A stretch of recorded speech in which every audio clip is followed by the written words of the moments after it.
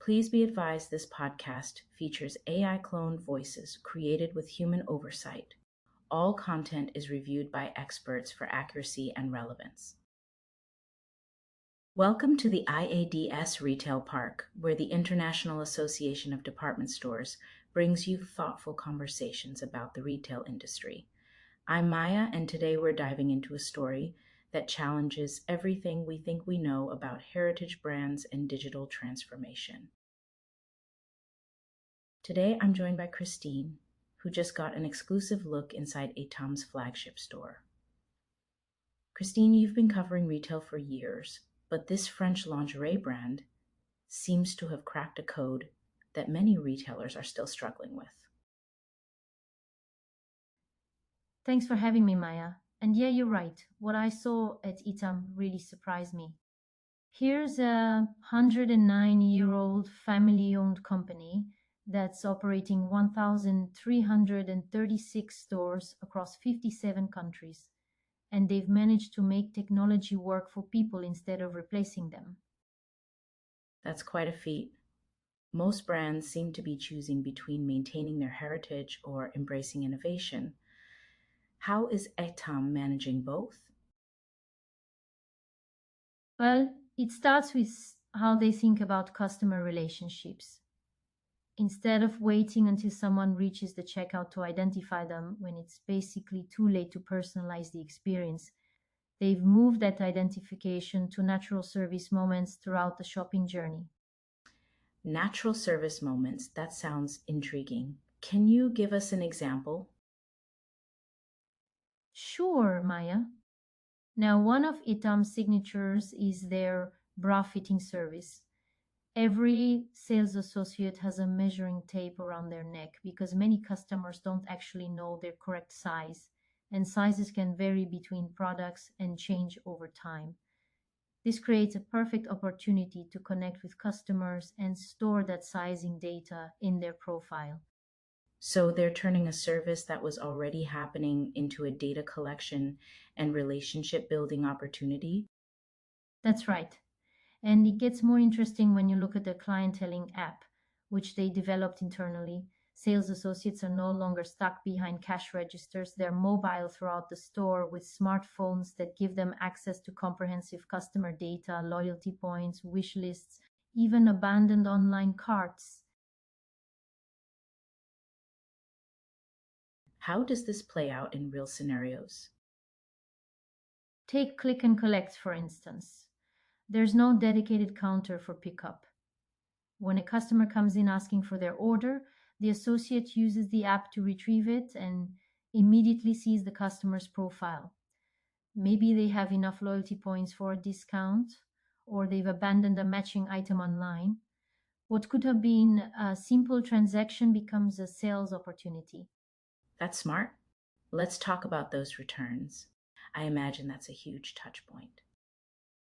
It's huge.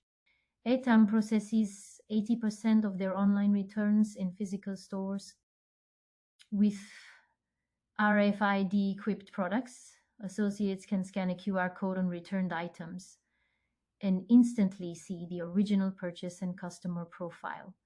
Instead of just processing the return, they can understand why it didn't work and suggest alternatives in the right size or color. This sounds like it requires a major shift in how staff think about their role. Yes, it does, Maya. But what's fascinating is how Etam approached the change management. They made the app so intuitive that associates only need about an hour to feel comfortable using it. Compare that to traditional cash register systems, and you can see why adoption was smooth. What about the technology infrastructure? Building this internally must have been a major investment. It was, but it gave them incredible flexibility. They can iterate and improve features in 2 to 4 weeks based on real world feedback from stores. When associates suggest improvements, they see changes implemented quickly, which really helps with buy in. You mentioned connected fitting rooms. How do those work in practice?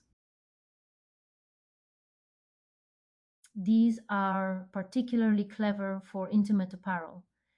Customers can scan a product QR code or simply ask for help, and their request appears on associates' apps.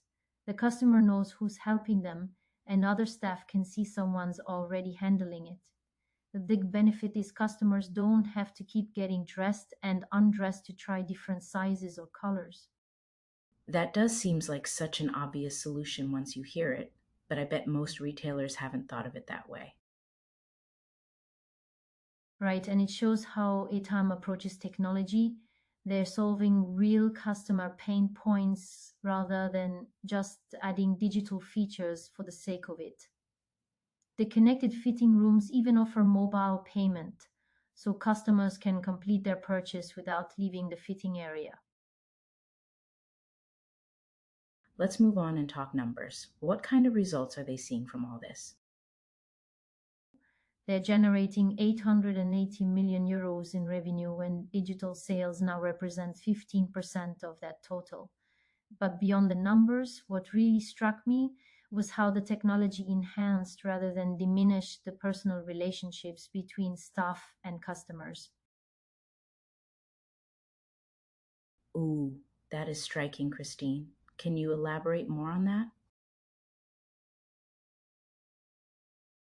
So, associates can now send personalized SMS recommendations signed with their own names, something you typically expect from luxury brands. They're democratizing that level of service across their entire network. It's not about replacing human interaction, it's about making those interactions more informed and valuable. What challenges did they face during this transformation? One interesting challenge was getting store teams to embrace ship from store. Initially, staff saw online orders as separate from their in store customers. Leadership had to help them understand that online customers have the same needs. They're just accessing products through a different channel. How did they handle the financial side of that? Store managers must have been concerned about their metrics. Smart question, Maya. Now they allocate 100% of digital turnover back to stores based on click and collect and catchment areas. So stores benefit financially from online sales, which makes the whole omnichannel approach much easier to implement.